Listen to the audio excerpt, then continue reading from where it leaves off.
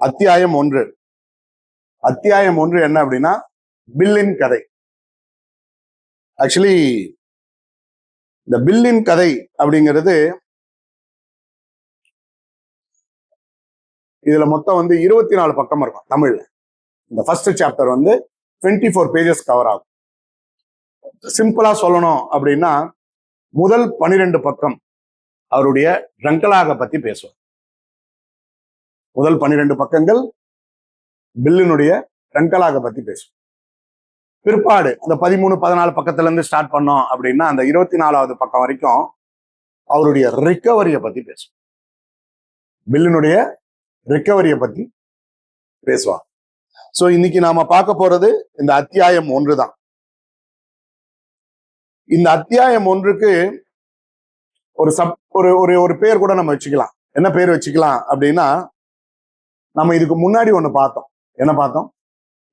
மருத்துவரின் அபிப்பிராயம், doctors opinion. Doctors ஒப்பீனியனுக்கு அடுத்த 12 பக்கம் எக்ஸாக்ட் எக்ஸாம்பிளா இருக்கும். டாக்டர்ஸ் ஒப்பீனியன் நம்ம பார்த்தோம் இல்லைங்களா? அந்த மருத்துவரின் அபிப்பிராயத்துல எக்ஸாம்பிள் காட்டணும் அப்படின்னா இந்த முதல் 12 பக்கங்கள் அந்த வில்லியம் டி சில்க்வர்த் சொன்னதுக்கு உதாரணங்களாக இருக்கும். அந்த உதாரணம் யாருடைய கதை அப்படின்னா பில்லின் கதை. சோ இந்த பில்லின் கதை, இந்த பெரிய புத்தகம், இதையெல்லாம் எனக்கு சொல்லி கொடுத்தது பிக் புக் எப்படி படிக்கணும்னு எனக்கு சொல்லி கொடுத்துருக்காங்க இல்லையா? எனக்கு சொல்லி கொடுத்த பிரகாரம் எப்படி படிக்கணும் அப்படின்னா, நான் பில்லா மாறி படிக்க கூடாது. நானு பில்லா, ஏன்னா நம்ம எப்படின்னா நம்ம எப்பவுமே கங்கா சந்திரமுகி ஆனால்ன்ற மாதிரியே ஆயிடுவோம்.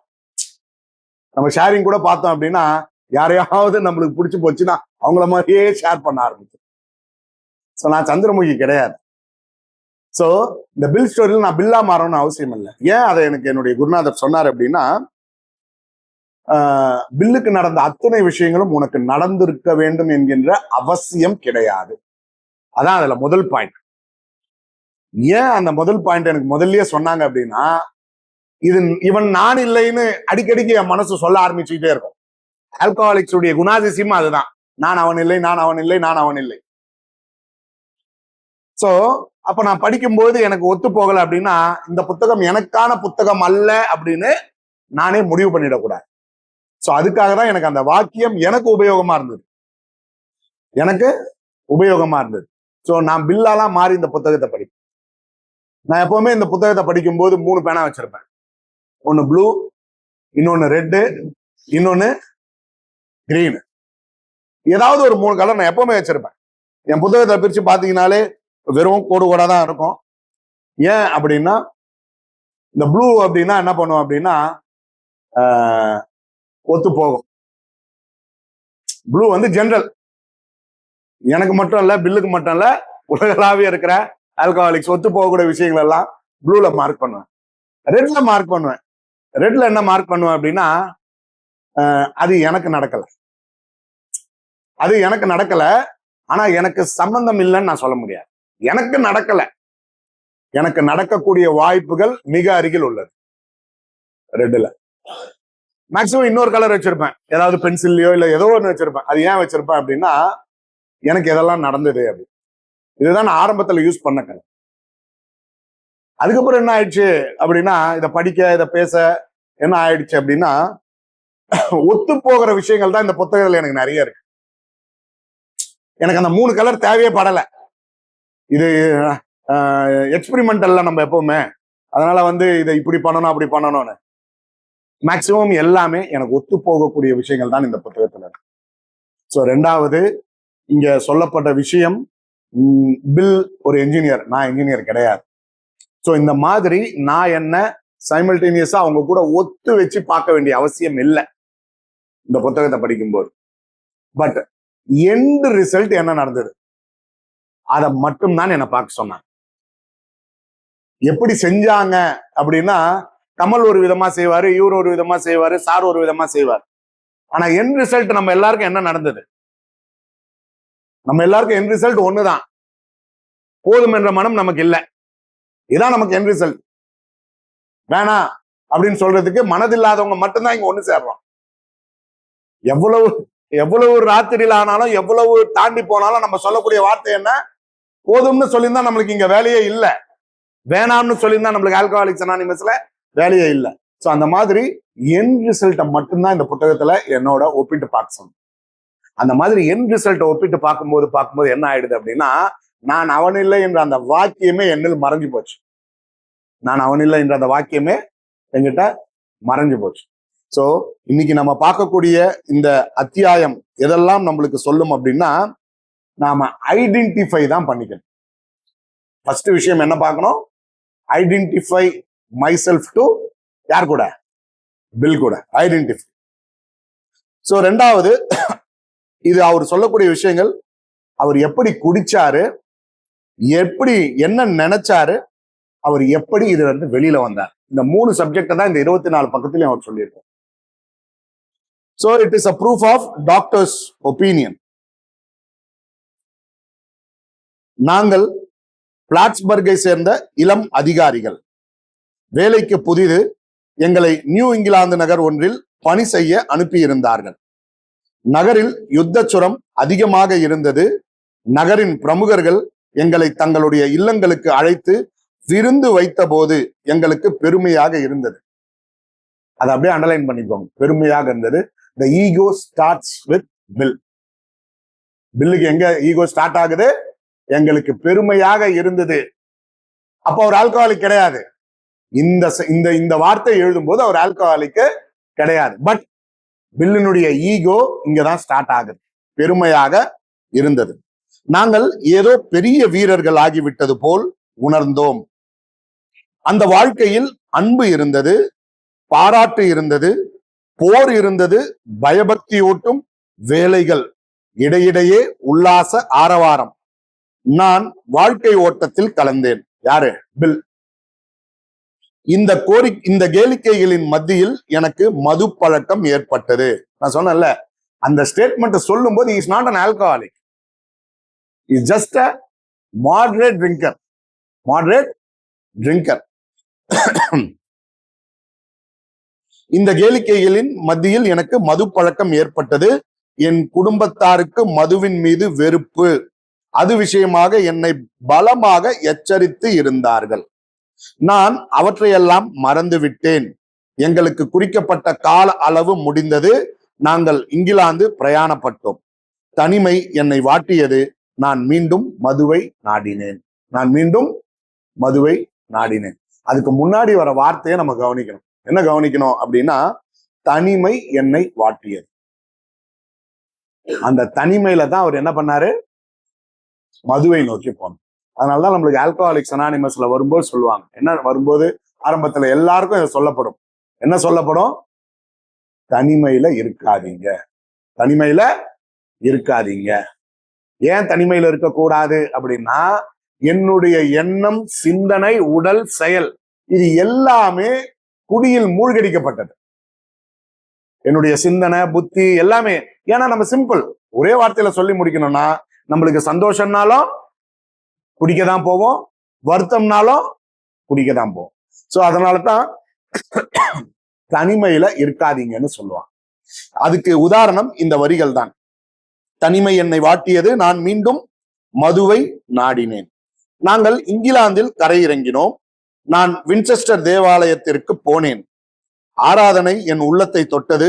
நான் வெளியே வந்து உலவிக் கொண்டிருந்தேன். அங்கே ஒரு கல்லறை கல்லில் எழுதியிருந்த இந்த வேடிக்கை பாட்டு என் கவனத்தை கவர்ந்தது. இங்கிலாந்து ஹாம்பர் என்ற ஊரை சேர்ந்த படை வீரர் புதைக்கப்பட்டிருக்கிறார். அவர் இறந்தது அளவுக்கு மீறி குளிர்ந்த மதுவை குடித்ததனால். ஆனால் வீர மரணமானால் என்ன, குடிநோயால் இறந்தால் என்ன, சிறந்த வீரனை இந்த உலகம் மறக்கார். அவர் அதை எப்படி எடுத்துக்கிறார் பாருங்க. ஒரு ஆள் குச்சி செத்து போயிட்டார். இதான் இந்த 4 வார்த்தை, இந்த 4 வாக்கியத்துக்கு அர்த்தம் இதுதான். ஒரு ஆளு குச்சி செத்து போயிட்டார்.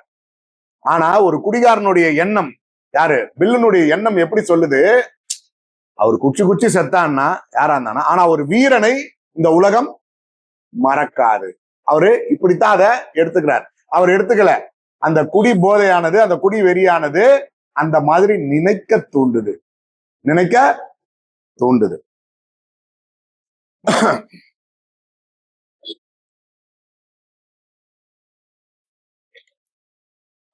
அது எனக்கு ஒரு கெட்ட சகுனம். ஆனால் நான் அதை மதிக்க தவறிவிட்டேன்.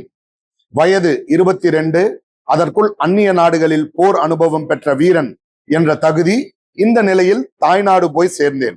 நான் என்னை ஒரு தலைவனாக கருதத் தொடங்கினேன். என் படைப்பிரிவை சேர்ந்த வீரர்கள் என்னை விசேஷமாக பாராட்டவில்லையா? என்னிடம் தலைமை தாங்கி நடத்தும் திறமை இருக்கிறது. அந்த திறமையினால் பெரும் தொழில் அமைப்புகளின் தலைமை பதவி எனக்கு கிடைக்கும். அப்பொறுப்பை நம்பிக்கையுடனும் திறமையுடனும் வகிப்பேன் என்றெல்லாம் கற்பனை செய்து கொண்டேன்.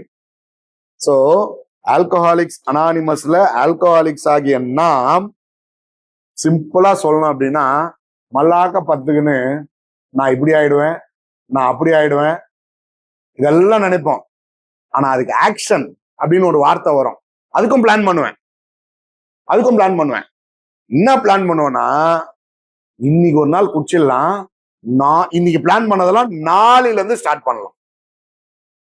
ஆல்கஹாலிக்கினுடைய குணாதிசயம் என்னவா இருக்கும்? பிளானிங் எல்லாம்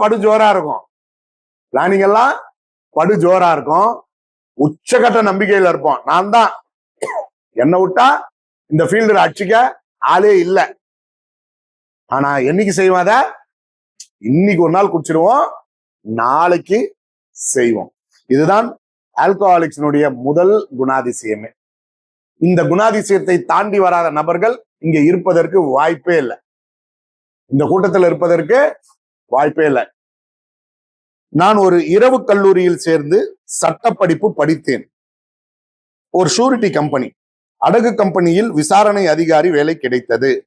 வெற்றி அடைய வேண்டும், நான் பெரிய ஆள் என்பதை உலகிற்கு காட்ட வேண்டும் என்கிற வேகம் என்னிடம் இருந்தது. என்னுடைய வேலை காரணமாக அடிக்கடி பங்கு சந்தை நடக்கும் வீதி பக்கம் போக வேண்டி இருந்தது. அவர் ஒரு ஸ்டாக் ஸ்பெகுலேட்டர். யாரு? பில். ஸ்டாக் ஸ்பெகுலேட்டர் அவர்.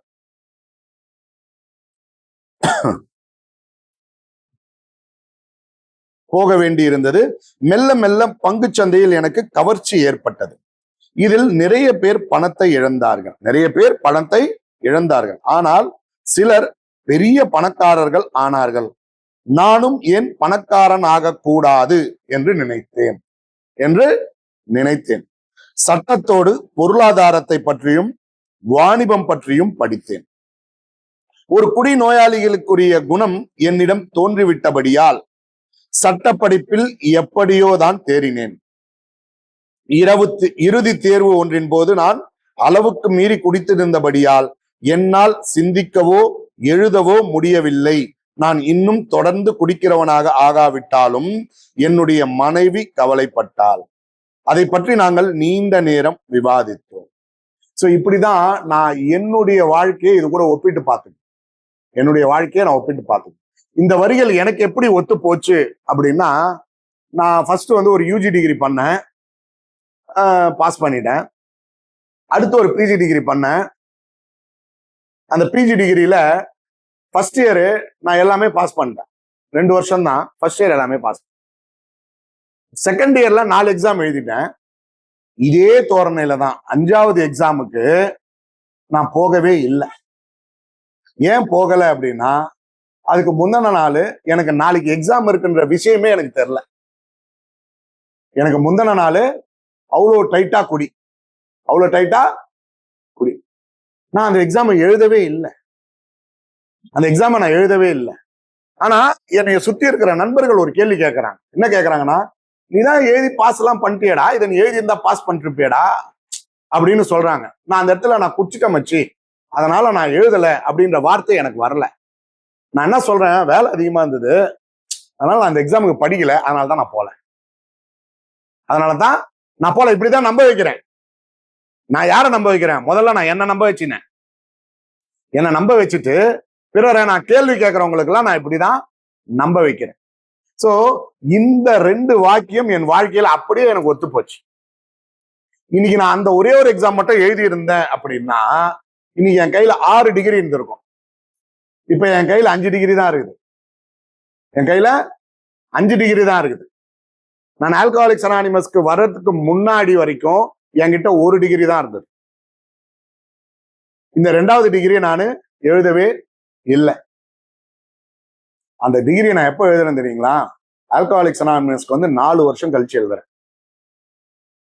சோ கடவுள் இருக்கிறாரு, எனக்கு அந்த எண்ணம் இருக்குது, எனக்கு உண்மையிலேயே நான் ஏதாவது செய்யணும்னு நான் முழு விருப்பப்பட்டா நடக்கும்னு சொல்லுவாங்க இல்லையா? இது என் வாழ்க்கையில் அப்படியே நடந்தது. நான் ஒரு நண்பர் கூட பேசிட்டு இருக்கும்போது, நீ ஏன்னா போய் மெட்ராஸ் யூனிவர்சிட்டியில போய் கேள்றா, எழுத வைப்பாங்கடான்னு அவர் யதார்த்தமா சொல்ல, நான் அதை கேட்டு நான் ஒரு நாள் போய் நிக்கிறேன். என்னுடைய பழைய அந்த ஐடி கார்டு அதெல்லாம் தேடி எடுத்துன்னு போய் கொடுத்து அந்த கவுண்டர்ல போய் கொடுத்து கேட்கிறேன். நானு அன்னைக்கு தான் 10 வருஷம் முடியுது.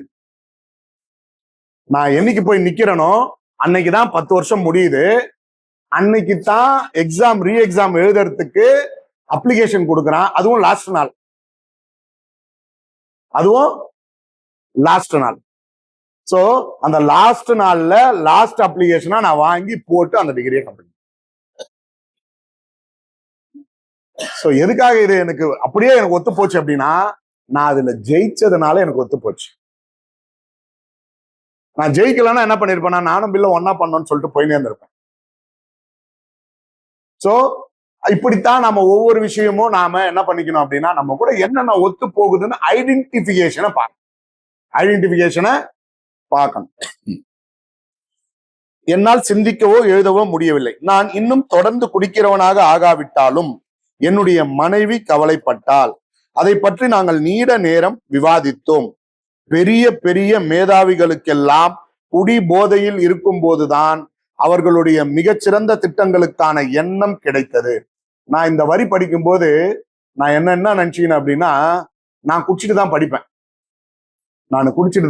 டிகிரி படிக்கும்போது, ஸ்கூல் படிக்கும்போது இல்ல, டிகிரி படிக்கும்போது நான் என்னை எப்படி நம்ம ஒப்பிட்டு படிப்பேன்?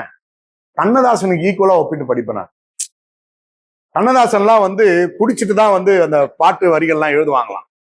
நான் இப்போ அதை நினைக்கல, நான் படிக்கும் போதே அப்படிதான் நினைச்சிட்டேன். சோ என்னை போல் குடிநோயாளி தான் பில்லும் என்ன நினைக்கிறாரு? தன்னை ஒரு பெரிய ஜாம்பவான் அப்படின்னு நினைக்கிறார். அவர்களுடைய மிகச்சிறந்த திட்டங்களுக்கான எண்ணம் கிடைத்தது. அற்புதமான தத்துவ கருத்துக்களும் அப்படித்தான் வந்தன என்றெல்லாம் சொல்லி அவளுடைய பயத்தை போக்கினேன். இது நம்ம எல்லாருக்குமே ஒத்து போகும். இந்த வரி எப்படி ஒத்து போகும் அப்படின்னா, எப்படி நம்ம ஐடென்டிஃபை பண்ணிக்கலாம் அப்படின்னா, நாம குடிச்சுன்னு இருந்த காலத்துல முக்கியமான முடிவுகளை எங்க போய் எடுப்போம்?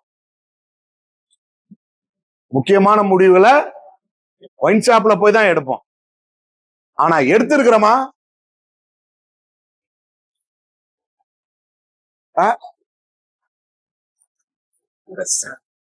சோ இதுதான். சோ இப்படித்தான் நாம இந்த ட்ரங்கலாக் போர்ஷனை நம்ம கூட ஒப்பிட்டு பார்த்துக்கலாம். அற்புதமான தத்துவ கருத்துக்களும் அப்படித்தான் வந்தன என்றெல்லாம் சொல்லி அவளுடைய பயத்தை போக்கினேன். அவர் என்ன பண்றாரு அப்படின்னா, தான் செய்யக்கூடிய தவறுகளை மனைவிக்கு முட்டு கொடுக்கிறார். மனைவி கேட்க ஆரம்பிச்சுட்டாங்க. என்ன கேட்க ஆரம்பிச்சுட்டாங்கன்னா, உங்க மேல அவரை பார்த்து அவங்களுக்கு பயம் வளர ஆரம்பிக்குது. யாருக்கு? பில்லினுடைய மனைவிக்கு பயம் ஆரம்பிக்குது. அதை பத்தி அவர்கிட்ட கேட்கும் போது அவர் எப்படி முட்டு கொடுக்கிறாரு? மிக சிறந்த சாதனையாளர்கள்லாம் குடிச்சிட்டு தான் பெரிய பெரிய முடிவெல்லாம் எடுப்பாங்க. சட்டப்படிப்பு முடித்த போது சட்டம் எனக்கு பொருத்தம் இல்லை என்பதை கண்டேன். பங்குச்சந்தை லாபம் என்னை கவர்ந்தது. நான் அதன்படியில் சிக்கிக்கொண்டேன். வாணிபத்துறையிலும் நிதித்துறையிலும் முன்னணியில் இருந்தவர்களே நான் வணங்கும் வீரர்கள் ஆனார்கள். குடி, துணிகரமான சூதாட்ட வாணிபம் இரண்டையும் சேர்த்து என்னுடைய ஆயுதத்தை உருவாக்கினேன். இந்த இடத்த நம்ம இப்படி பார்க்கலாமா? அவர் ஏன் சட்டத்துறையை நிராகரிச்சுட்டு வாணிபத்துறைக்கு போனார்? ஏன் ஸ்டாக் ஸ்பெகுலேட்டர் அந்த வேலைக்கு போனார்? நாம இப்படி கொஞ்சம் திங்க் பண்ணி பார்ப்போமா? சூதாட்டம் ஓகே, வேற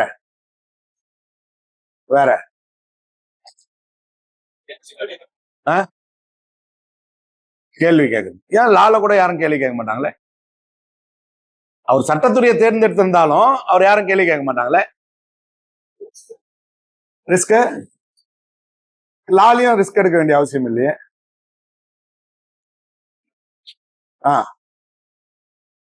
என்னன்னா ஒரு குடிகாரனுடைய நோக்கம் ஷார்ட் கட்ல இருக்கும். ஓவர் நைட்ல ஒபாமா ஆயிடும். ஓவர் நைட்ல ஒபாமா ஆயிடுச்சு. ஏன் அப்படின்னா அடுத்து இதுக்கு முன்னாடி வந்த பேராகிராஃப்ல அவருடைய பார்த்தவரெல்லாம் யாரு? பல லட்சம் பேர் தோத்துட்டாங்கன்னு அவரே எழுதுறாரு. போன பேராகிராஃப்ல ஒரு சிலர் ஜெயித்தார்கள்னு எழுதுறாரு. ஒரு சிலர் தான் எழுதுறாரு. அவருக்கு தோத்தவங்க மேல எண்ணம் போகுதா? போகல. யார் மேல எண்ணம் போகுது? சோ ஓவர் நைட்ல நம்ம எப்படி ஆயிடணும்? ஒரே நைட்ல நாம பெரிய ஆள் ஆயிடணும். இது இது இது எது கூட ஒப்பிட்டு பாக்குறேன்னா, பில் நினைச்சது தப்பு ரைட் அதை பத்தி எல்லாம் நம்ம இங்க பேசல. ஒரு குடி நோயாளியினுடைய எண்ணம் எப்படி இருந்தது? 1934லயும் அப்படிதான் இருக்குது, 2026லயும் அப்படித்தான் இருக்கு. அதுதான் நான் கொஞ்ச நேரத்துக்கு முன்னாடி சொன்னேன் இல்லையா, மல்லாக்கப்படுத்துக்குன்னு இப்படி ஆயிடும் அப்படி ஆயிடும்னு யோசிப்போம். ஆனா ஆக்ஷன் இன்னைக்கு இல்ல, நாளைக்கு பாத்துக்கலாம். ஸ்டார்டிங் எப்போ? நாளைக்கு. சோ இப்படித்தான் நம்ம ஒவ்வொரு விஷயமும் நம்ம கூட ஒப்பிட்டு பார்த்துக்கலாம். சோ பங்குச்சந்தை லாபம் என்னை கவர்ந்தது, நான் அதன் அடிப்படையில் சிக்கிக் கொண்டேன். வாணிபத்துறையிலும் நிதித்துறையிலும் முன்னணியில் இருந்தவர்களே நான் வணங்கும் வீரர்கள் ஆனார்கள்.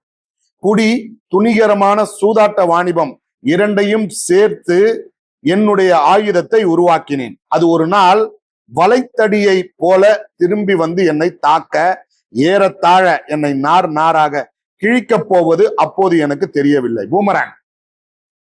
பூமராங் அந்த காலத்துல அது ஒரு ஆயுதம் இல்லையா? நம்ம இப்படி வீசினா அது திரும்ப நம்ம கைக்கே வரும். சோ அவருடைய எண்ணங்கள் எப்படி இருந்தது? பூமராங் மாதிரி அவரை திருப்பி அடிக்கும் என்று ஒரு நாள் இல்லை, பல வருடங்கள் ஆச்சு.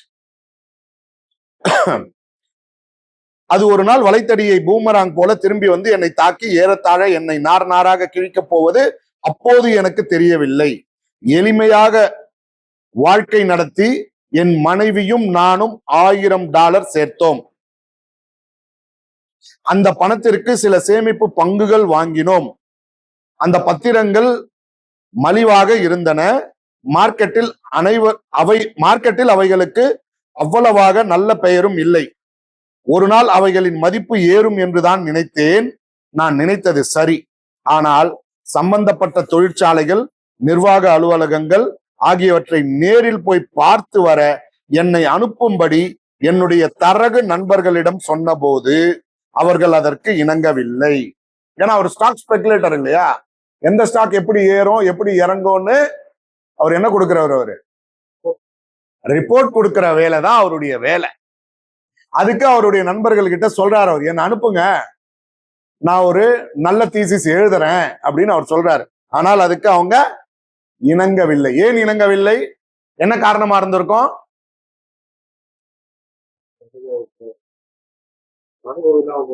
இல்ல, இவருடைய குடி வெளியே தெரிய ஆரம்பிச்சிருச்சு. இவருடைய குடி வெளியே, இவர் உண்மையிலேயே அந்த ஃபீல்டுல சிறந்தவர் தான்.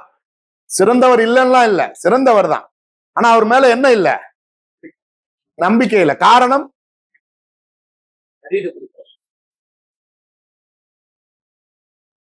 ஆனால் நான் அதை அப்படியே விட்டுவிடவில்லை. எனது மனைவியும் நானும் போவது என்று தீர்மானித்தோம். பங்குச்சந்தை நிலவரத்தை பற்றி தெரிந்து கொள்ளாததால் தான் பெரும்பாலானவர்கள் பங்குச்சந்தையில் நஷ்டம் அடைகிறார்கள் என்பது என்னுடைய கொள்கை. பின்னால் இன்னும் காரணங்கள் உள்ளன என கண்டு கொண்டேன். அவர் என்ன முடிவு பண்றாரு? ஜெயிக்காதவங்க அப்படின்னா அதை பத்தி தெரியாதவங்கன்னு அர்த்தம். அவருடைய பாணியில அவர் என்ன சொல்றாரு?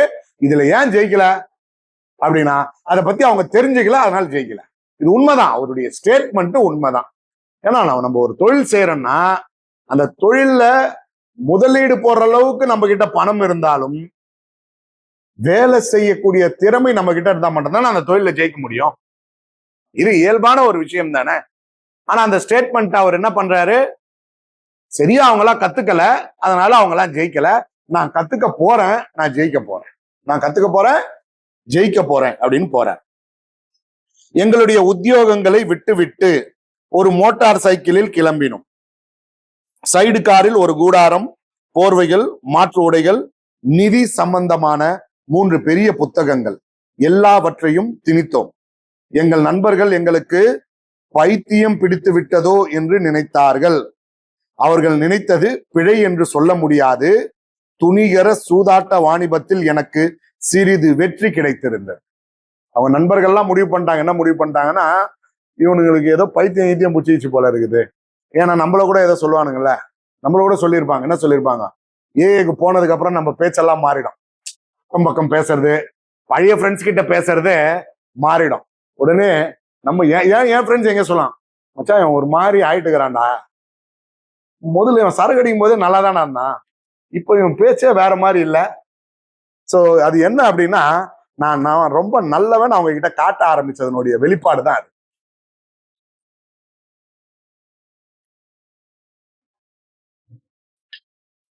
சோ அவங்கள என்ன பண்ணிட்டாங்க, முடிவே பண்ணிட்டாங்க. அவர்கள் நினைத்தது பிழை என்று சொல்ல முடியாது. துணிகர சூதாட்ட வாணிபத்தில் எனக்கு சிறிது வெற்றி கிடைத்திருந்தது. ஆகவே எங்களிடம் கொஞ்சம் பணம் இருந்தது. இருந்தும் அந்த முதலை கண்டபடி செலவு செய்துவிடக் கூடாதென்று 1 மாதம் பண்ணையில் வேலை செய்தோம். அதற்கு பிறகு பல நாட்களுக்கு அப்படிப்பட்ட நாணயமான உடல் உழைப்பிற்கு எனக்கு வாய்ப்பு கிடைக்கவில்லை. ஓராண்டில் ஐக்கிய அமெரிக்காவின் கிழக்கு பகுதி முழுவதையும் சுற்றிவிட்டோம். ஆண்டு முடிவில் நான் பங்கு சந்தைக்கு அனுப்பிய அறிக்கையை பார்த்துவிட்டு எனக்கு அங்கு ஒரு பதவி கொடுத்தார்கள். அவர் ஜெயிச்சிருக்காரு. அவரு போன வேலை சக்சஸ் பண்ணியிருக்காரு. அந்த ரிப்போர்ட்டை அவர் அந்த பங்கு சந்தையில் அனுப்பி இருக்கிறாரு. அதன் வழியா அவருக்கு என்ன கிடைச்சிருக்கு? ஒரு அங்கீகாரம் கிடைத்து விட்டது. அவருக்கு என்ன கிடைச்சிருக்கு? அங்கீகாரம் கிடைத்து விட்டது. அதோடு பிரயாணத்திற்காக செலவு செய்ய எனக்கு ஒரு பெரும் தொகையையும் அனுமதித்தார்கள். சில பங்குகளை விற்றதன் மூலமாகவும் கொஞ்சம் பணம் வந்தது. மொத்தத்தில் அந்த ஆண்டில் எங்களுக்கு சில $1000 லாபம் கிடைத்தது. சில $1000 லாபம் கிடைத்தது. இதை நாம ஒப்பிட்டு பார்க்கலாம். எப்படி நாம ஒப்பிட்டு பார்க்கலாம் அப்படின்னா, நாம பெரும்பாலானவங்க இந்த ஒரு விஷயத்த ட்ரை பண்ணி பார்த்திருப்போம். எந்த விஷயத்த நம்ம ட்ரை பண்ணி பார்த்திருப்போம் அப்படின்னா, இப்ப பில் ட்ரை பண்ணாரு இல்லையா, அவரு குடிகாரர் ஆகிற கண்டிஷனுக்கு வந்துட்டாரு. பட் அவர் ஒரு முடிவு எடுக்கிறார். நானு பிரயாணம் பண்ணணும், ஸ்டாக்கை பத்தி கத்துக்கணும் அப்படின்னு முடிவு எடுக்கிறார். அதுல அவர் சக்சஸ் ஆனாரா ஆகலையா? ஆனார். சக்சஸ் ஆனார். அந்த சக்சஸ் ஆன அந்த எண்ணம் என்னை போல் குடிநோயாளிக்கு எப்படி அது ஒரு பெரும் பாதகமாக அமையும் அப்படின்னா, நான் என்ன பண்ணுவேன் அப்படின்னா, நண்பர் மாலை போட்டிருக்காரு, அது ஒரு எக்ஸாம்பிள் தான். ஏன்னா நானும் மாலை போடுவேன். நம்ம மாலை போட்டு ஒரு 40 நாள் குடிக்காம இருப்போம். 30 நாளோ 40 நாளோ குடிக்காம இருப்போம். நான் 40 நாள் குடிக்காம இருக்கிற அந்த எண்ணத்தை வச்சு 365 நாள்ல 40 நாளை கழிச்சிருக்கோம். அப்ப மீதி எத்தனை நாள் இருக்கும்? 300 சில்லற நாள் இருக்கும். இந்த 300 சில்லற நாளுக்கும் அந்த 40 நாளை சொல்லி விடு. என்னன்னு சொல்லி நம்ம குடிப்போம் அப்படின்னா, நான்லாம் நினைச்சா நிறுத்துவேன், நினைச்சா அடிப்பேன். அது எப்பறம் நினைச்சா நிறுத்துவேன், நினைச்சேன் பார்த்தல. கார்த்திகை மாசம் மாலை போட்டோம்ல, 40 நாள் போன அந்த பக்கம் போவே இல்லையே. நான் போயிருந்தா நீ சொல்றதை நான் ஒத்துக்கிறேன். இல்ல நான் 20 நாள்ல மாலையை கைட்டு இருந்தேன்னா நீ சொல்றதை நான் ஒத்துக்கிறேன். இதெல்லாம் யார்கிட்ட வாதாடுவோம்? வீடு, நண்பர்கள் வெளியில. முதல்ல யாருக்கிட்ட வாதாடுவோம்? வீட்டுல வாதாடுவோம். ஆல்கஹாலிக்ஸ்க்கு ஒரு பெரும் குணாதிசயம் உண்டு. ஒண்ணுத்த நான் அடையணும் அப்படின்னா ரொம்ப வேகமா போகும். ஆனால் ஆல்கஹாலிக்ஸ் அனானிமஸ் சொல்றது என்ன தெரியுங்களா? வேகமா போறது மேட்ரு கிடையாது. யார் வேணாலும் வேகமா போலாம். குடிநோயாளி போலாம், குடிநோயாளி அல்லாதவருக்கு போலாம், யார் வேணாலும் போலாம். ஆனால் அதை தொடர்ந்து செய்பவன் குடிகாரனாக இருக்க முடியாது. ஒரு குடிகாரனால தொடர்ந்து செய்ய முடியாது. நம்ம பிரச்சனை எங்க இடிக்குது நம்மளுக்கு? நம்ம 1 வாரம் குடிக்காம இருப்போம், 10 நாள் குடிக்காம இருப்போம், 20 நாள் குடிக்காம இருப்போம், 30 நாள் குடிக்காம இருப்போம். 31வது நாள் நம்மளுக்கு அந்த கட்டுப்பாடு இருக்குதா? நமக்கு இருக்காது. ஆனா நம்ம என்ன பண்ணுவோம்? அந்த 31வது நாள் குடி எடுக்கிறதுக்கு ஒரு சின்ன பிட்ட போடுவோம். பார்த்தல 30 நாள், நான் 30 நாள் பார்த்தேன்னாவே ஒரே ஒரு காரணம் தான், நான் 31வது நாள் குடிக்க போறேன்னு அர்த்தம். 31வது நாள் குடிக்க போறேன்னு அர்த்தம். சோ இந்த பேராகிராஃப் அதுக்கு உதாரணம் தான். தொடர்ந்து 1 வருஷம் சும்மா இல்ல, தொடர்ந்து அதுல நடுவில் அவர் குடிச்சிருப்பாரு, போயிருப்பாரு, வந்திருப்பாரு. ஆனால் நோக்கத்தை அவரு அடைஞ்சாரா, அடையலையா? ஆனா அந்த நோக்கத்தை பிற்பாடுல பார்ப்போம். அந்த நோக்கத்தை அவரால் தொடர்ந்து செய்ய முடிஞ்சுதான், முடியலையா? அதான் நம்ம பின்னாடி பார்க்கணும். சோ அவருடைய நோக்கம் நிறைவேறிச்சு. எனக்கு ஒரு பெரும் தொகையும் அனுமதித்தார்கள். சில பங்குகளை விற்றதன் மூலமாகவும் கொஞ்சம் பணம் வந்தது. மொத்தத்தில் அந்த ஆண்டில் எங்களுக்கு சில $1000 லாபம் கிடைத்தது. அடுத்த சில ஆண்டுகளில் பணமும் பாராட்டும் வந்து குவிந்தன. நான் என் லட்சியத்தை அடைந்து விட்டேன். தீர்மானிச்சிட்டாரு. நான் முதல்ல மீட்டிங் ஸ்டார்ட் பண்ணும்போது சொன்னேன்ல, வெற்றி என்பது குடிகாரனுக்கு அறவே வரக்கூடாத ஒன்று. நான் வெற்றி அடைஞ்சிட்டேன், சக்சஸ் பண்ணிட்டேன், நான் இதை முடிச்சிட்டேன், இல்ல, ப்ராக்ரஸ், முன்னேறேன். அப்படிதான் என்னுடைய எண்ணம் இருக்கணுமே தவிர நான் வெற்றி அடையணும்ன்ற எண்ணம் எனக்கு இருக்க வேண்டிய அவசியமே இல்லை. நான் எவ்வளவு பெரிய வெற்றியாளன் ஆனாலும் சரி, நான் வெற்றி அடைஞ்சிட்டேன்னும் போது என்னுடைய மனத்தையும், நான் இன்னும் வளரணும் போது என்னுடைய மனத்தையும் நான் பிரிச்சு பார்த்தேன்னா, நான் இன்னும் வளரணும் போது என்னுடைய உழைப்பு அதிகமாகும். நான் வெற்றி அடைஞ்சிட்டேன் அப்படின்னா என்னுடைய உழைப்பு கம்மியாகும். 1925க்கு மேல் 1930க்குள் ஏற்பட்ட விலை ஏற்றம் அலை வீசி பொங்கிக் கொண்டிருந்தது. குடி என் வாழ்க்கையில் பெரும் பங்கு ஏற்றது. அது எனக்கு மிகுந்த உற்சாகம் அளித்தது. கேளிக்கை இடங்களில் எல்லாம் பேச்சுக்கள் உச்சஸ்தாயில் இருந்தன. எல்லோரும் ஆயிரக்கணக்கில் செலவு செய்தனர். பேச்சுக்கள் எல்லாம் கோடிக்கணக்கில் தான். நகைக்கிறவர்கள் நகைக்கட்டும், எக்கேடு கிடட்டும். எனக்கு நிறைய சந்தர்ப்பவாத நண்பர்கள் கிடைத்தார்கள்.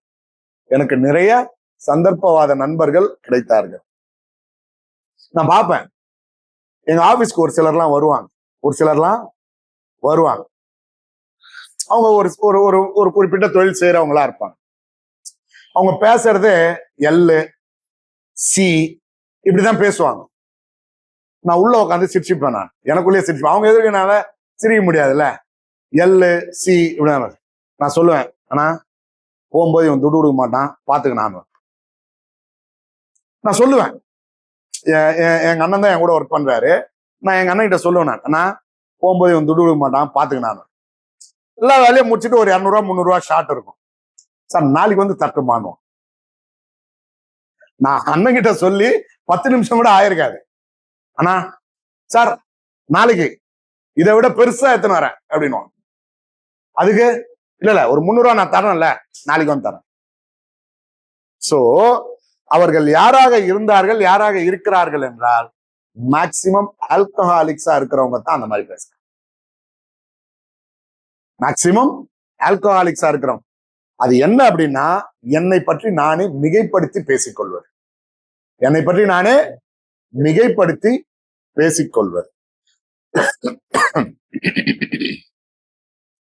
சோ நகைக்கிறவர்கள் நகைக்கை கட்டும், எக்கேடு கிடட்டும். எனக்கு நிறைய சந்தர்ப்பவாத நண்பர்கள் கிடைத்தார்கள். என்னுடைய குடி பயங்கரமான அளவிற்கு கூடிவிட்டது. சோ லாஸ்ட் பேராகிராஃப் எதுக்கு உதாரணம்னா, கிராண்டியாசிட்டிக்கு உதாரணம். எதுக்கு உதாரணம்?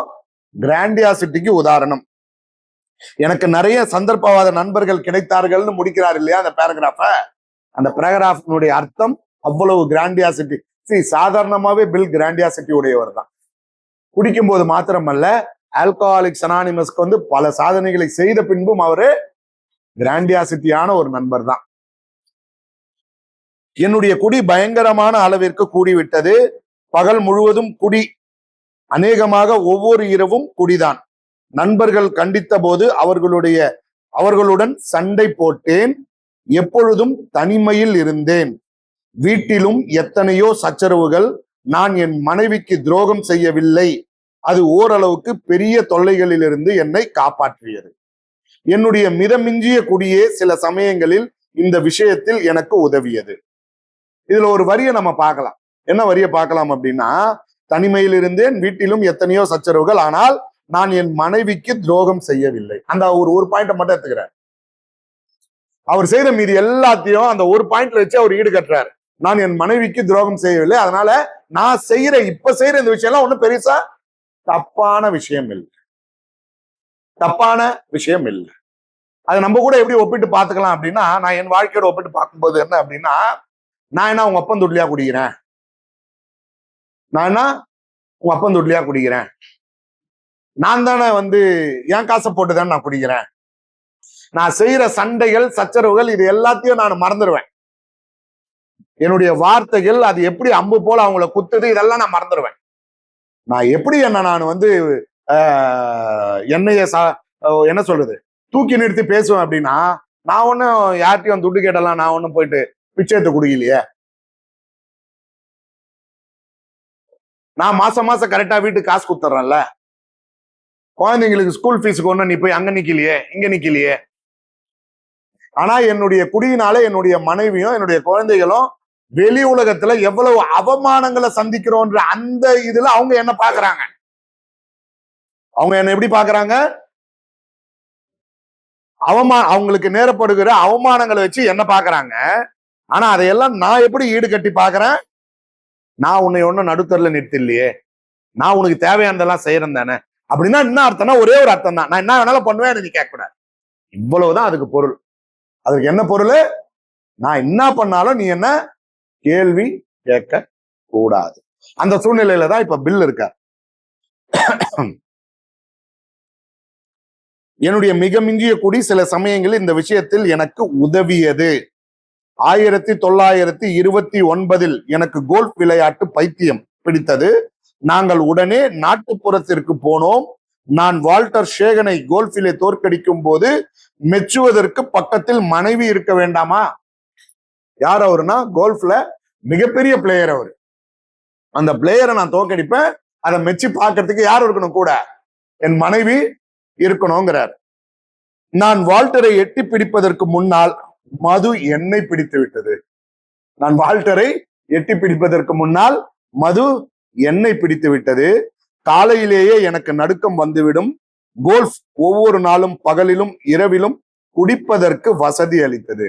கோல்ஃப் விளையாடுறதுக்கு அவருக்கு என்னவா இருந்தது? எதுக்கு உதவியா இருந்தது கோல்ஃப் விளையாடுறது? அவரு ஜெயிக்கணும்ன்ற அந்த எண்ணம் போயிடுச்சு. குடிக்கிறதுக்கு அவருக்கு உதவியா இருந்தது.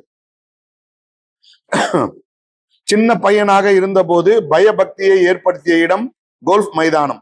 இப்போது எல்லோரும் போக முடியாத அந்த மைதானத்தை சுற்றி வருவது வேடிக்கையாக இருந்தது. வசதி படைத்தவர்களுடைய அப்பழுக்கற்ற பழுப்பு நிறம் கூட வந்துவிட்டது. நான் பெரிய பெரிய தொகைக்கு காசோலை கொடுப்பதையும் மாற்றுவதையும் பார்த்து உள்ளூர் வங்கி அதிகாரி ஆச்சரியப்பட்டார். இவர் உச்சத்துல போயிருக்காரு. பில்லு. திடீரென்று 1929 அக்டோபரில் நியூயார்க் பங்குச்சந்தையை சைத்தான் பிடித்துக் கொண்டான்.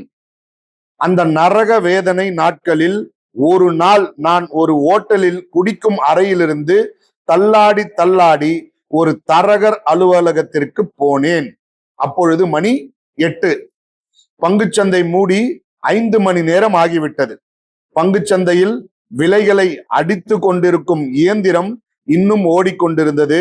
இயந்திரத்தில் XYZ 32 என்ற முத்திரை தாங்கிய இடத்தை பார்த்து விழித்தேன். அன்றைக்கு காலையில் தான் அதன் மதிப்பு 52 இருந்தது. காலையில என்னவா இருந்தது? அவருடைய ஸ்டாக்னுடைய விலை 52. இப்போ அவர் என்னவா இருக்குது? 32. நான் தீர்ந்தேன். என்னுடைய நண்பர்கள் பலரின் கதியும். ஏன்னா இவர் ஸ்டாக் ஸ்பெகுலேட்டர் இல்லையா? இவர் சொன்னதை வச்சு பல கோடிகளுக்கு இவருடைய நண்பர்கள் ஸ்டாக்க வாங்கி இருந்தாங்க. அதுதான் பல மாடி கட்டடங்களில் இருந்து குதித்து பலர் தற்கொலை செய்து கொள்வதாக பேப்பர்களில் செய்து வந்தது. அவ்வளவு பெரிய கிராஷ் வந்திருக்கு 1929ல. அவர்கள் செய்தது எனக்கு அருவருப்பூட்டியது. நான் தற்கொலை செய்து கொள்ள மாட்டேன். நான் திரும்பி மதுவை நாடினேன். காலை 10 மணியிலிருந்து என்னுடைய நண்பர்கள் கோடிக்கணக்கில் நஷ்டமடைந்து விட்டார்கள். ஆம், அதனால் என்ன? நாளைக்கே எல்லாம் திரும்பி வரலாம். குடிக்க எப்படியும் லாபம் அடைந்துவிட வேண்டும் என்ற பழைய மூர்க்கமான உறுதி திரும்பவும் வந்துவிட்டது. அவருக்கு இப்ப எது உறுதி கொடுக்குது? எது தைரியத்தை கொடுக்குது? குடி மட்டும்தான் அவருக்கு தைரியத்தை கொடுத்துக்கிட்டு இருக்கு.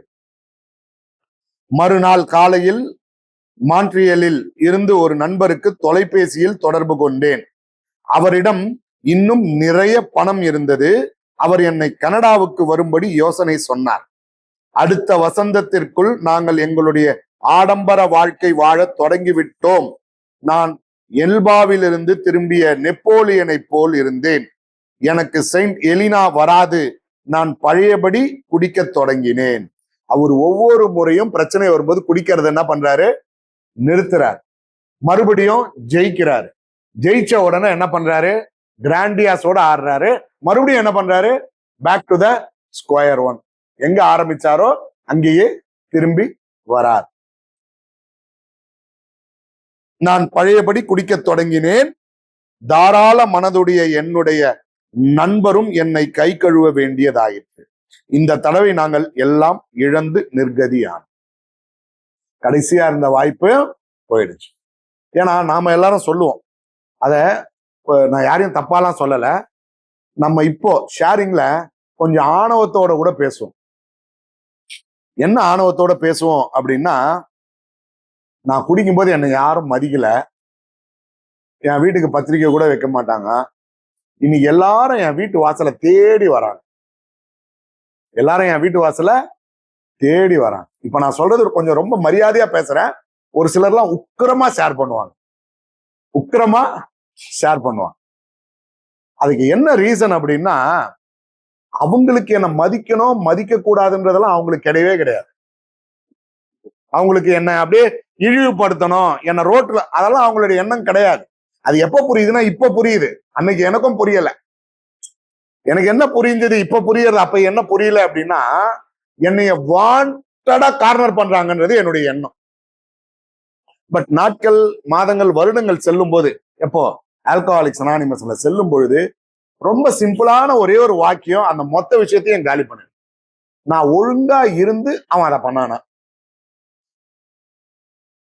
என்னை அவமதிச்சான் நான் ஒருத்தர் சொல்றேன். நான் குடிக்கும் போது என்னை பயங்கரமா அவமதிச்சான்னு நான் சொல்றேன். இன்னைக்கு அவனே என் வீட்டு வாசல் தேடி வந்திருக்கிறான்னு நான் சொல்றேன். நான் ஒழுங்கா இருக்கும்போது அவன் என்னை அவமதிச்சானா அப்படின்னா இல்ல. அப்படி பார்த்தா இல்ல. நாம எத்தனை பேருக்கு நம்ம கூட குடிக்கும் போது நல்ல நல்ல நண்பர்கள் இருந்தாங்க. இன்னைக்கும் நம்மளால அந்த நல்ல நண்பர்களை போய் தொட முடியல. இன்னைக்கும் நம்மளால அந்த நல்ல நண்பர்களை போய் தொட முடியல. அவன் ஒருத்தன் தான் கத்திக்கிட்டே இருப்பான், வேணாண்டா வேணாண்டா வேணாண்டான்னு அவன் ஒருத்தன் தான் கத்தின்னு இருப்பான்.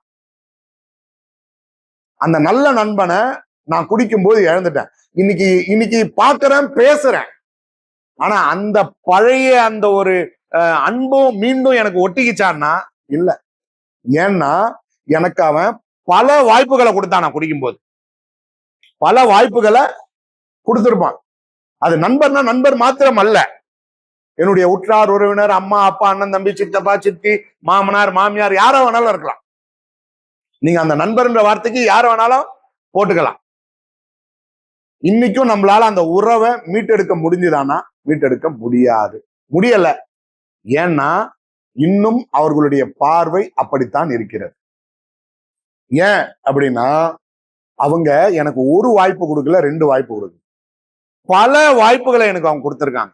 பல வாய்ப்புகளை எனக்கு அதை கொடுத்திருக்காங்க. பல வாய்ப்புகளை கொடுத்து நான் அவங்கள சின்ன பின்னமாக்கிறேன். சோ என்னைக்கு இந்த உண்மை எனக்கு புரிய ஆரம்பிச்சதோ அன்னைக்கு நிறுத்தின ஷேரிங். என்ன ஷேரிங்? என்னை அவன் வந்து அசிங்கப்படுத்திட்டான், இவன் கேவலப்படுத்திட்டான். ஒன்னே ஒண்ணு மட்டும்தான், நீ கரெக்டா இருந்து அவங்க தப்பா இருந்தாங்களா, இல்ல நீ தப்பா இருந்து அவங்க கரெக்டா இருந்தாங்களா? பல நேரங்களில் பல இடங்களில் நான் தான் தப்பா இருந்திருக்கிறேன், அவங்க எல்லாம் கரெக்டா தான் இருந்திருக்கிறேன். நான் தான் பல நேரங்கள்ல தப்பா இருந்திருக்கேன், அவங்க எல்லாம் கரெக்டா தான் இருந்திருக்கேன். சோ அதுக்கு உதாரணம் தான் இந்த வரி. எந்த வரி? தாராள மனதுடைய என்னுடைய நண்பரும் என்னை கை கழுவ வேண்டியதாயிற்று. இந்த தடவை நாங்கள் எல்லாம் இழந்து நிர்கதியானோம். எல்லாம் இழந்து நிர்கதியானோம். நம்ம கொஞ்சம் திங்க் பண்ணி பார்க்கலாம். இந்த பேராகிராஃப் நம்ம கூட ஒப்பிட்டு பார்க்கலாம். இங்க உட்கார்ந்து இருக்கிறோம், ஒரு 20-25 பேர் உட்கார்ந்து இருக்கிறோம்.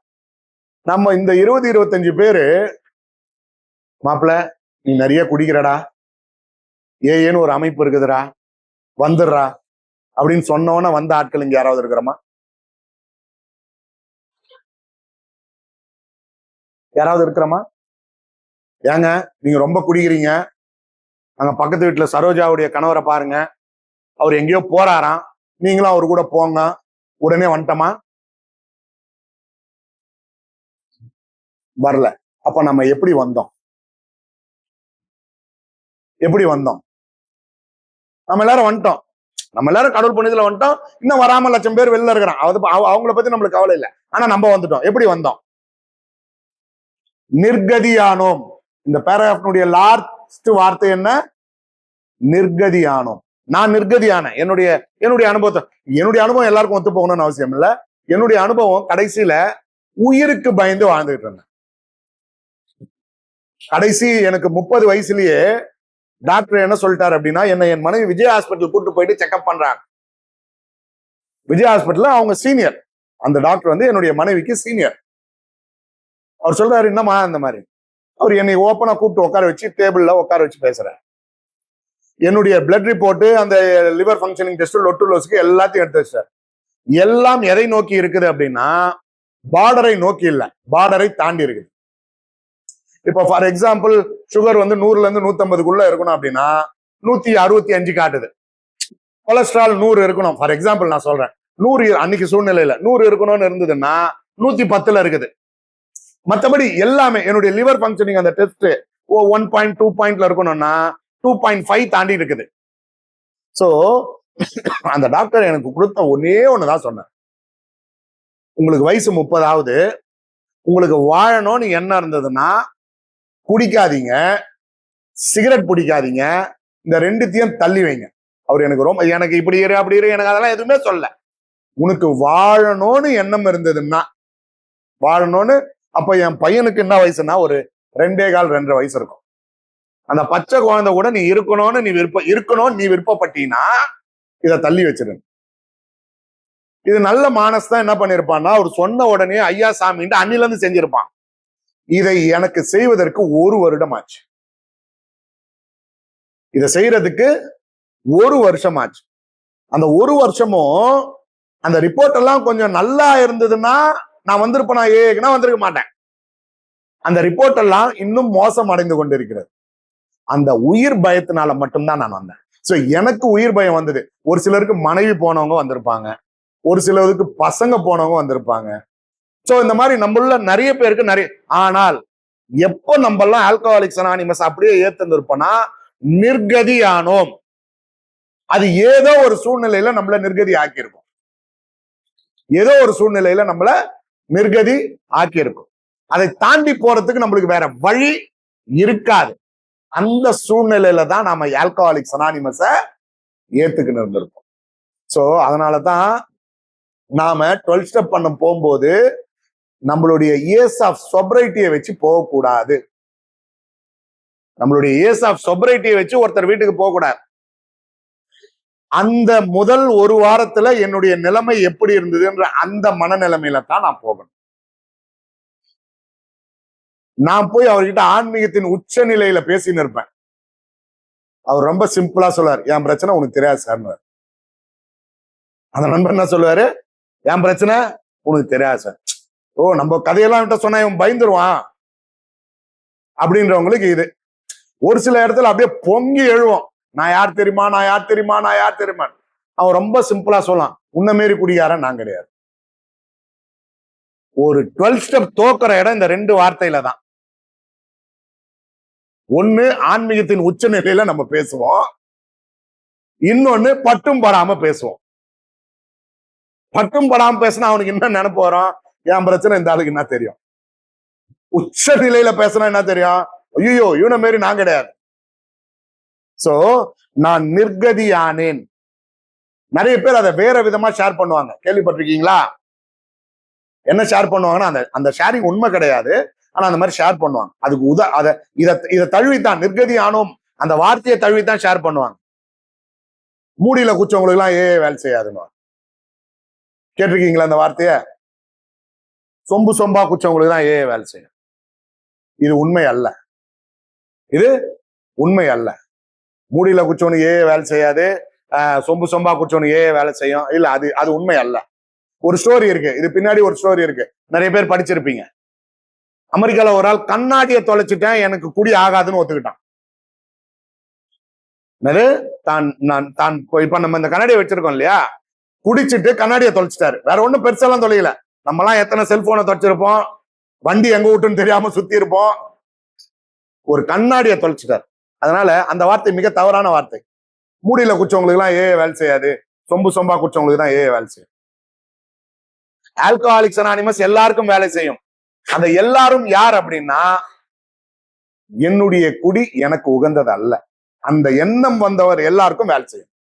எவ்வளவு குடிச்சாரு, இப்போ நம்மளே இங்க இருக்கிறோம், என்ன மாதிரி இவரு குடிச்சிருக்க மாட்டார், இவரை மாதிரி அவரு குடிச்சிருக்க மாட்டார், அவரை மாதிரி அவரு குடிச்சிருக்க மாட்டார். இதான உண்மை, இதான் உண்மை. ஆனால் each and every alcoholic member ஆவ இண்டிவிஜுவல் ராக் பாட்டம். ஒவ்வொரு ஏஏ மெம்பருக்கும் இண்டிவிஜுவல் ராக் பாட்டம் இருக்குமா இருக்காதா? அப்ப மூடியில குச்சவங்களுக்கும் மொடா ராக் பாட்டம் தான். எவ்வளவு குடிச்சிருந்தாலும் ராக் பாட்டம் தான். நம்மளே ஷேரிங்ல கேட்டிருப்போம், ஒரு ஃபுல்லு குடிச்சிருந்த ஆளு கட்சியில ஒரு குவார்டர் கூட தாங்க மாட்டாரு. ஏன்? பாடி கண்டிஷன் அவ்வளோ வீக் ஆயிடுச்சு. அப்போ ஃபுல்லு குடிச்சவங்களுக்கு தான் இங்க இடம், குவார்டர் குடிச்சவங்களுக்கு இடம் இல்லையா? எப்படி? என்னால் என் குடியை நிறுத்த முடியவில்லை என்று யார் ஒப்புக்கொள்கிறாரோ அவர்களுக்கு ஆல்கஹாலிக்ஸ் அனானிமஸ் கதவுகள் திறந்திருக்கிறது. இவ்வளவுதான். என்னால என்னுடைய குடியை கட்டுப்படுத்தி குடிக்க முடியல,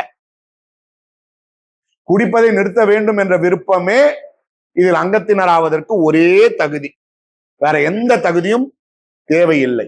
சோ நம்மளுடைய ராக் பாட்டம் தான் நம்மளை ஆல்கஹாலிக்ஸ் அனானிமஸ்ல உட்கார வைக்கும். அதுதான் இந்த நிர்கதி ஆனோம் என்ற வார்த்தை எனக்கு ரொம்ப பிடிக்கும். வேற வழி தெரியாம நின்னு இருப்போம். இங்க இருக்கிற 25 பேரும் அந்த சூழ்நிலையை தாண்டாம இருந்திருக்க மாட்டோம். இங்க நம்ம ஒரு 20 பேர் 30 பேர் உட்கார்ந்து இருக்கோம்னா, இங்க இருக்கிற அத்தனை பேரும் இந்த வார்த்தையை தாண்டாம ஆல்கஹாலிக்ஸ் அனானிமஸ்ல ஒட்டி நின்றுருக்க மாட்டோம். செத்துருவோன்ற பயம் வந்திருக்கும், மனைவி போயிடுவாங்கன்னு பயம் வந்திருக்கும், வேலை ஏதோ ஒரு இடங்கள்ல நம்மளுடைய ராக் பாட்டத்துல இருந்து நம்மளால மீண்டு வர முடியாத ஒரு சூழ்நிலையில தான் நம்ம ஆல்கஹாலிக்ஸ் அனானிமஸ்னுடைய உதவியை நாடி இருப்போம்.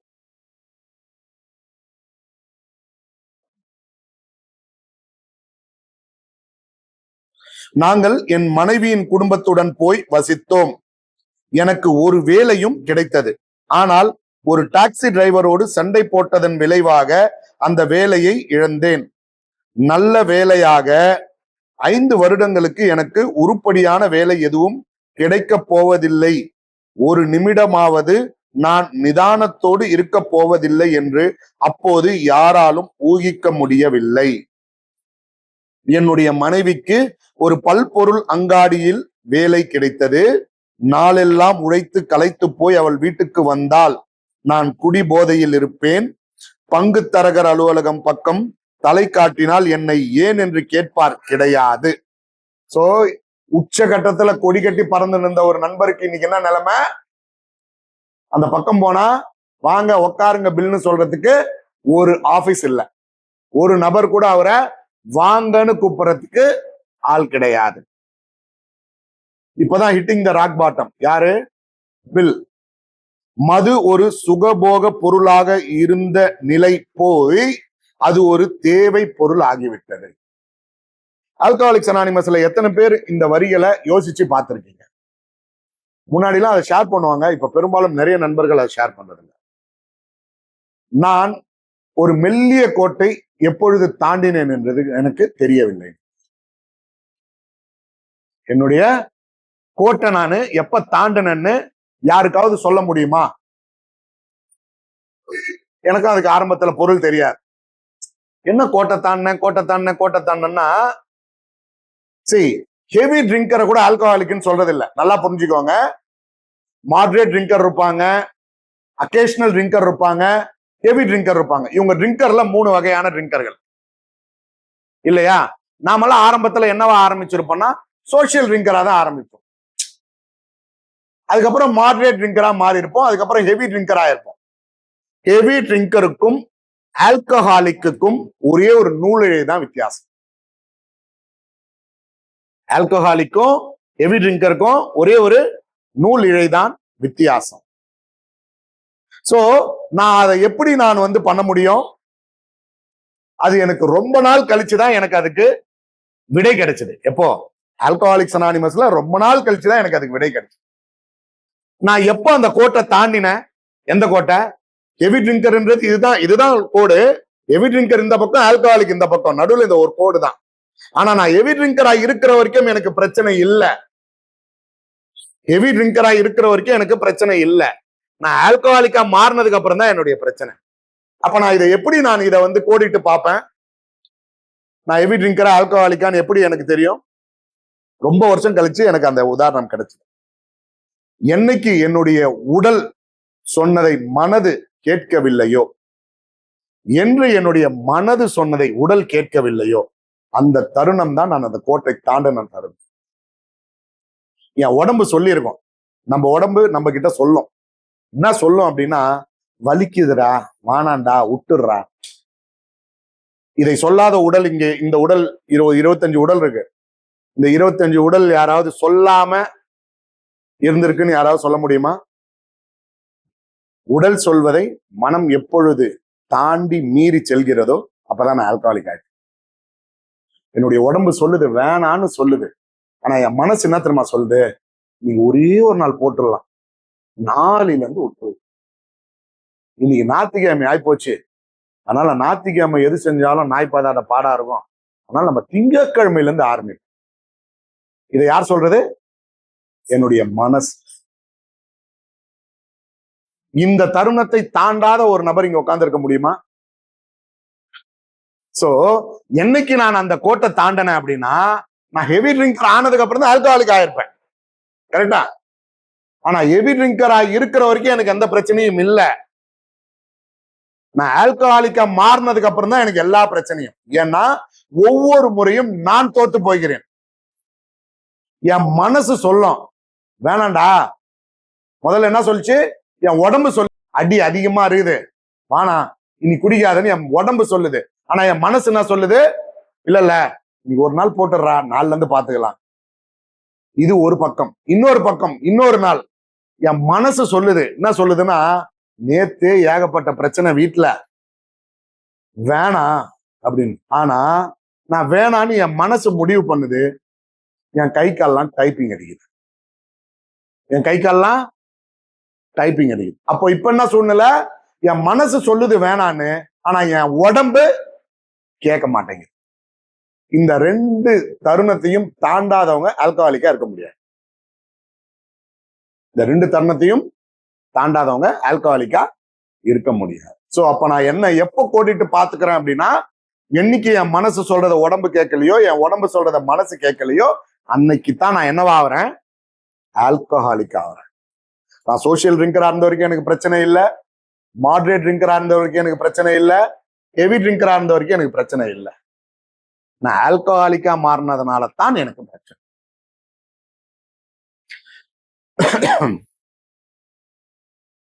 மது ஒரு சுகபோக பொருளாக இருந்த நிலை போய் அது ஒரு தேவை பொருளாகிவிட்டது.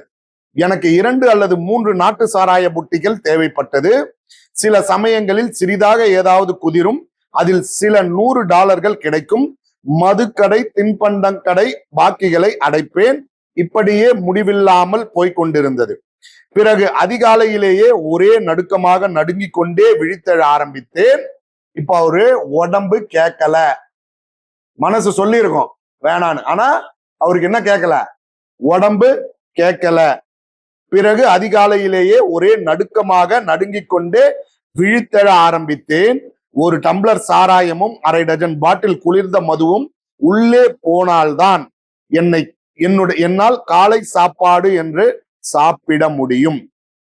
இப்படியெல்லாம் இருந்த போதிலும் இன்னும் நிலைமையை சமாளித்து விடலாம் என்று நினைத்தேன். அவர் என்ன சொல்றாரு? காலையிலேயே டைப்பிங் மிஷின் டைப் அடிக்க ஆரம்பிச்சிச்சு. ஆனா என்ன சொல்றாரு?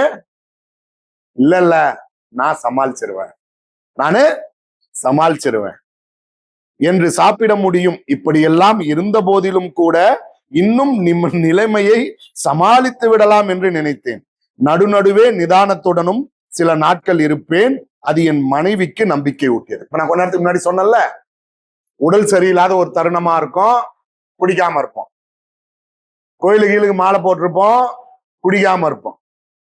ஏதோ ஒரு சூழ்நிலையில குடிக்காம இருப்போம். ஆனா என்னுடைய எண்ணம் என்ன சொல்லும், பாத்தியா பார்த்தல்ல, நேத்து குடிக்க கூடாதுன்னு நினைச்சா நீ குடிக்கல, நேத்து குடிக்க கூடாதுன்னு நினைச்சா குடிக்கல. இத சொல்லி சொல்லியே நேத்து ஒரு நாள் குச்சிருந்தா கூட இவ்வளவு குடி குச்சிருக்க மாட்டான். நேத்து ஒரு நாள் குச்சிட்டு இருந்தா கூட இவ்வளவு குடி குச்சிட்டு இருந்திருக்க மாட்டான். எனக்கு ரொம்ப நாள் கழிச்சுதான் தெரியும், எனக்கு எப்பெல்லாம் சரக்கு அடிக்கிறதுக்கு நிறைய சரக்கு அடிக்கணும்னு ஆசை இருக்குதோ அப்பெல்லாம் நான் ஒரு டைலாக் யூஸ் பண்ணி இருந்திருக்கிறேன். என்ன டைலாக் யூஸ் பண்ணி இருந்துக்கிறேன் தெரியுமா? நாளில இருந்து சரக்கு அடிக்கிறத விட்டுலாம். நான் என்னைக்கெல்லாம் நாளில இருந்து சரக்கு அடிக்கிறத விட்டுலான்னு சொல்லி இருந்திருக்கிறேனோ அன்னைக்கெல்லாம் அட்லீஸ்ட் ஒரு ஹாஃபோ ஒரு ஃபுல்லோ குடிச்சு வீட்டுக்கு போயிருந்திருப்பேன். நான் என்னைக்கெல்லாம் இந்த தீர்மானம் எடுக்கிறேனோ அன்னைக்கெல்லாம் அது டபுள் மடங்கு ஆயிருக்குது. ஏன்? நான் தான் நாள்ல இருந்து குடிக்க போறது இல்லையா, நான் தான் நாள்ல இருந்து குடிக்க போறது. இந்த முட்டாள்தனமான முடிவே எனக்கு தெரியவே இல்லை. எனக்கு எப்பெல்லாம் நிறைய குடிக்கணும்னு தோணுது அப்பெல்லாம் தான் நான் இந்த சத்தியம் பண்ணிக்கிறேன். பிறந்த நாளைக்கு, நியூ இயருக்கு, லொட்டு லோசுக்கு, பொங்கலுக்கு, தீபாவளிக்கு எல்லாம். சோ என்னுடைய நிலைமை மோசமாவது என்னை தவிர என்னை சுற்றியுள்ள அத்தனை பேருக்கும் தெரியும். ஆனா கடைசி வரைக்கும் நான் தான் ஒத்துக்க மாட்டேன்.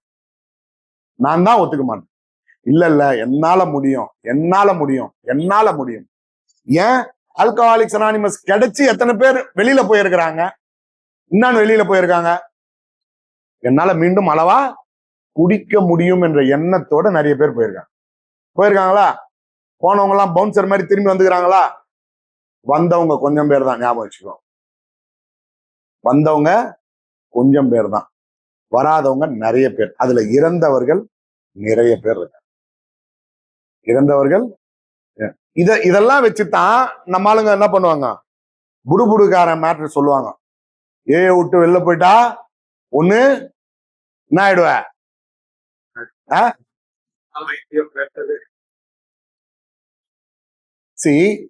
விட்டு வெளில போனா இது புடுபுடுப்புக்கார இடம், இது இல்ல. இதெல்லாம் உனக்கு ஆல்ரெடி நேர்ந்திருக்க வேண்டியது. உனக்கு கடவுள் புண்ணியத்துல ஆல்கஹாலிக்ஸ் அனானிமஸ் கிடைச்சிடுச்சு.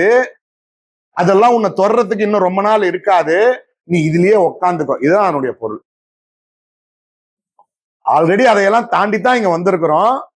கிடைச்சத உபயோகப்படுத்திக்கோன்றதுதான் அதனுடைய பொருள். நாம பொருளை சொல்றது கிடையாது, சப்ஜெக்ட மட்டும் சொல்லிடுறது. அப்ப என்ன ஆயிடுறோம், இந்த மார்கழி மாசம் 4:30 மணிக்கு சொல்லுவாங்க, அந்த மாதிரி ஆயிடுறோம்.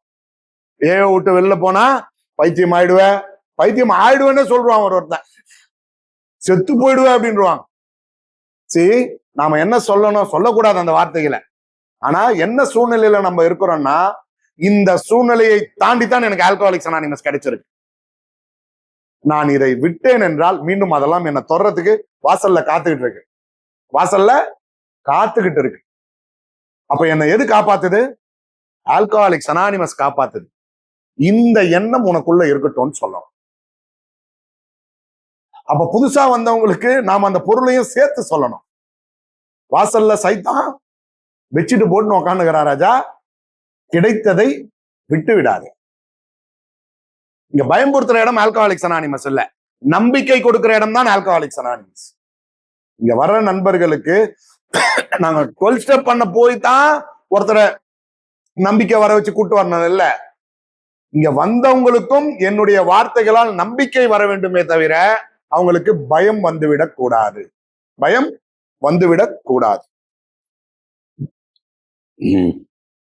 இன்னமும் நிலைமையை சமாளித்து விடலாம் என்று நினைத்தேன். நடுநடுவே நிதானத்துடனும் சில நாட்கள் இருப்பேன், அது என் மனைவிக்கு நம்பிக்கை ஊட்டியது. வர காரியங்கள் மேலும் மோசமாகி கொண்டிருந்தன. வீட்டை அடமானம் வாங்கியவன் வீட்டை எடுத்துக்கொண்டான். என் மாமியார் இறந்து விட்டார். என்னுடைய மனைவியும் மாமனாரும் நோய்வாய்ப்பட்டனர். அந்த நேரம் எனக்கு ஒரு நல்ல வியாபார வாய்ப்பு கிடைத்தது. 1932 பங்கு சந்தையில் பங்குகளின் விலை மிகவும் குறைவாக இருந்தது. பங்குகள் வாங்க நான் எப்படியோ ஒரு குழு சேர்த்து விட்டேன். லாபத்தில் அவர்களுக்கு தாராளமாக பங்கு கொடுக்க வேண்டும் என்ற பேச்சு. பிறகு நான் மட்டும் மிஞ்சி குடித்தேன். அந்த சந்தர்ப்பமும் நழுவ விட்டது. கடவுள் எனக்காக கொடுப்பதற்கு என்னைக்குமே தயாராக இருக்கிறார்.